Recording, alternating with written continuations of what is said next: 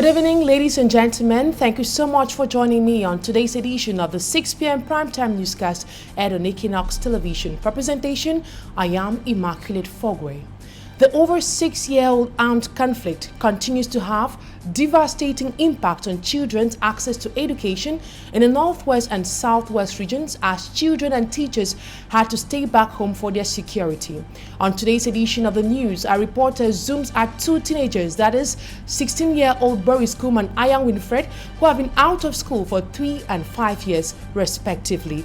And still on the Anglophone crisis, ex-separatist fighters in Mundemba, Dian division of the southwest region, joined the Vigilante Committee to fight against rising insecurity in that part of the locality. Observers decry that describing the act as a complete blunder on the part of the DDR committee, which was created to rather help these fighters transition to civilian rule.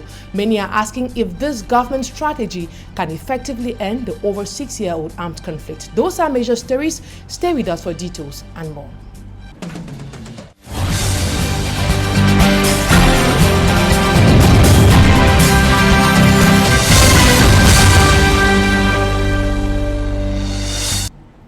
Thank you so much for choosing Equinoxe Television. You definitely made the right choice. We begin on this topic, back to school. Schools are yet to resume in Kumba in the Mehmet division, even on day 2 of the 2023 academic year. Streets remain deserted today, with school campuses empty, while in Mamfe, it was a timid resumption with heavily militarized vehicles stationed on campuses. Malak Lari reports on how day 2 looks like today. It is under tight security that the students and pupils without their uniforms on answered present in schools on the second day of school resumption in the town of Manfi, Manu Division. According to the divisional delegates of secondary education for Manu, the attendance was higher compared to the first day. Government High School Manfi alone received 296 students. Aside insecurity, many challenges are hampering the learning process in the division. Students are coming without birth certificates, especially the IDPs. No document to show nothing.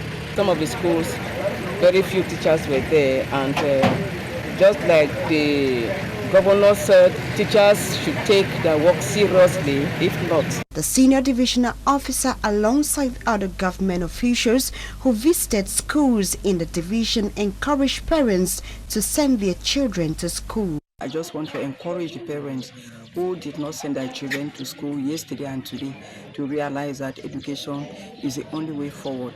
I'm very satisfied with the stakeholders. In fact, this year is really encouraging.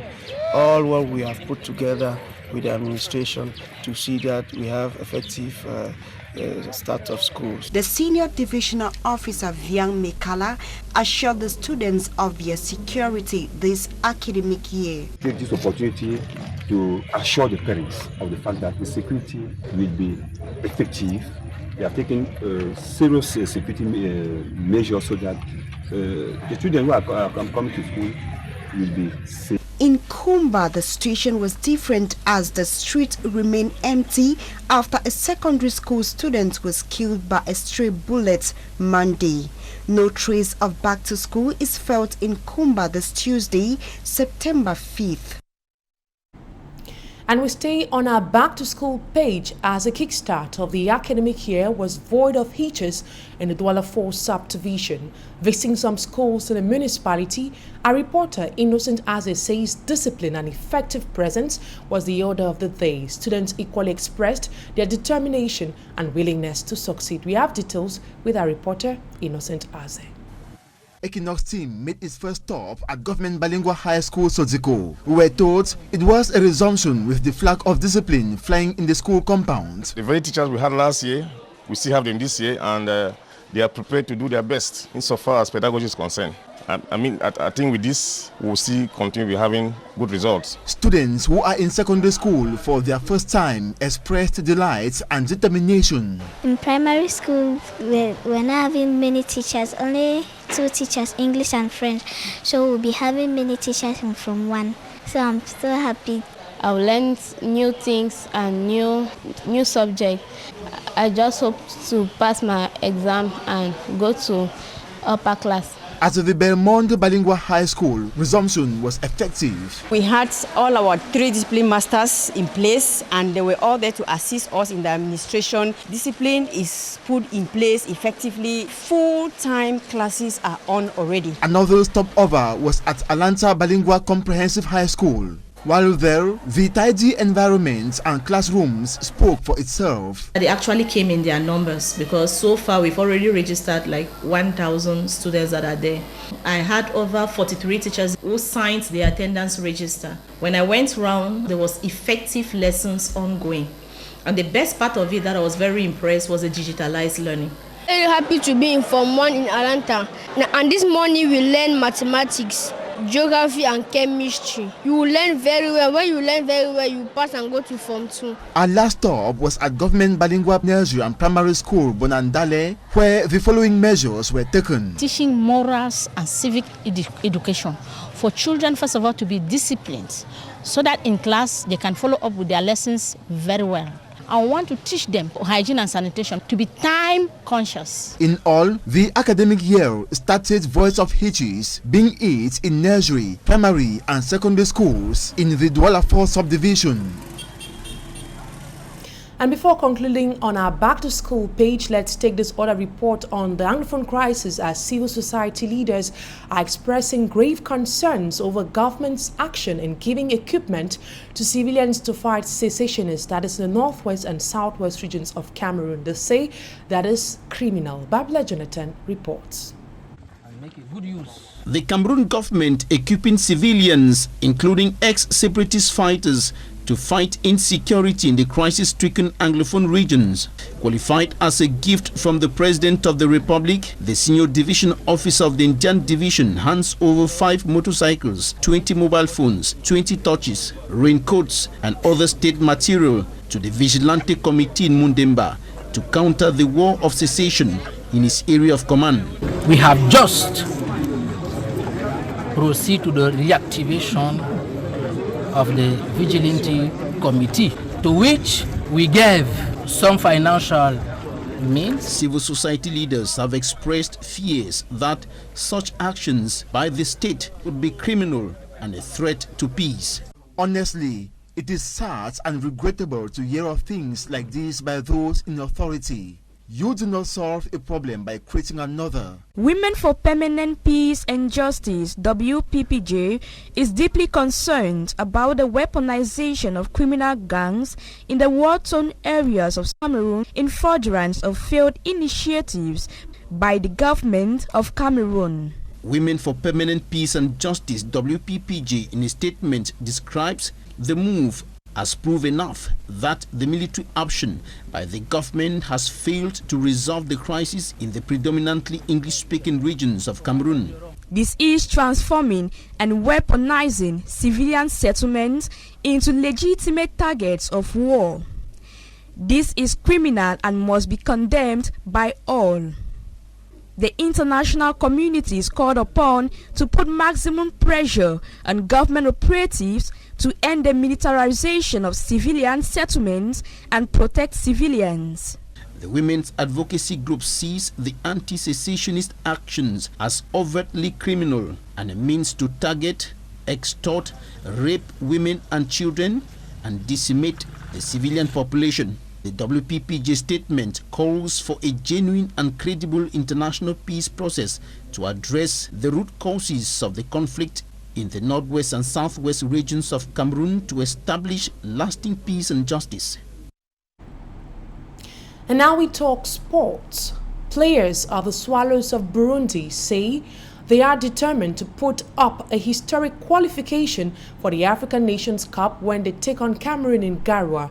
The team captain and manager of Burundi made a declaration upon their arrival in Douala. Smaji Kangable is our sportsman.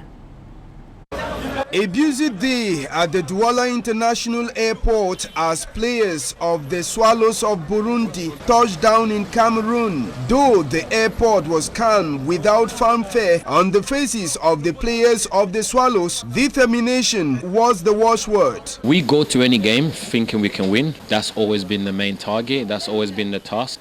We want to win the game for sure. We all know what's at stake. We all know how important this game is. The boys are in a great spirit.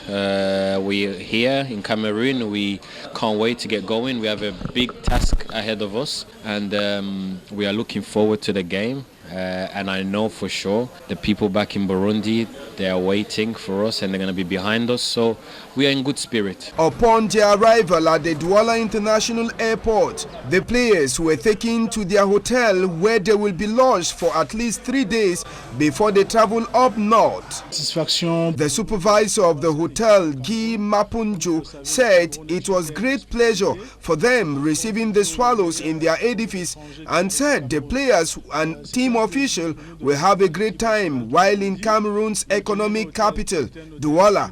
Dans la ville de Douala. Burundi's team manager says the objective is qualification for the next AFCON. Our mad state is the same. We've got objective to be qualified. It's why we are here. So we are stable, no pressure. So we're just waiting the day. The players, everybody are okay. They are in good health. No one is injured. Football, everything is possible. Cameroon is a big nation in football. We respect that. But also Burundi is not small. Burundi is expected to prepare for their confrontation against the indomitable Lions of Cameroon here in Douala before traveling to Garoua for the game on September 12, 2023. Cameroon struggled to beat Burundi 1-0 in the first leg.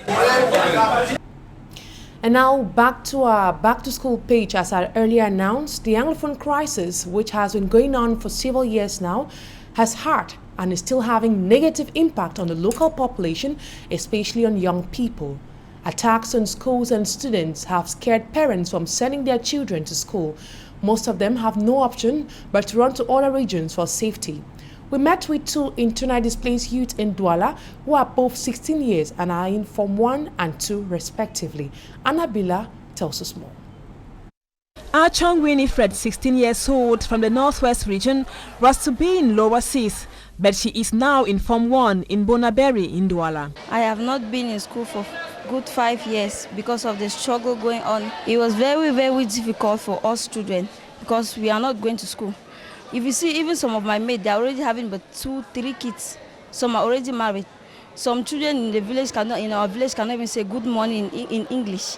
They don't know anything. Just like her, Kumbaris is 17. He ran away from gunshots in Way village in the Boyo division to pursue his education in Douala. Because of the crisis, I've not been going to school for 3 years. So for the past 3 years, I decided to go to one garage and be spending my time there. Since the Anglophone crisis took another turn, educational institutions have been under attack, scaring pupils and students from their fundamental rights to education, thereby breaching their dreams. I had big dreams, like to go to school, travel out of the country, take care of my mother, but I was unable to do it because school was not going. So I had to stay in the house. As the new academic year kicks off across the national territory, pupils and students in the southwest and northwest find it hard to go to school because of insecurity, sporadic gunshots, ghost towns, kidnappings, killings which scare most kids and even parents from sending their children to school. Each time we go to school, they will be shooting guns and we have to run out of the school compound. At times when we come to their house, they'll come and they will be shooting guns in the quarter. We have to run and go to different places. Coupled with the hardship in the war-torn zones, the situation has even been made worse. Some institutions stand in the gap to be the voice of the voiceless. Reach out to the vulnerable children in the My 16 community. 23 of them are IDP. I myself am having poor health. I'm sick. To buy my drugs to send the child to school, it's really hard on me. They put in their weight in some localities in the southwest and northwest regions to ensure that children of school-going age with a knack for education have their dreams come true. The young people in the southwest and northwest regions keep on wondering when all the shootings and killings will end in towns and villages, so they too can go to school without any fear, just like their peers in the other 8 regions of Cameroon.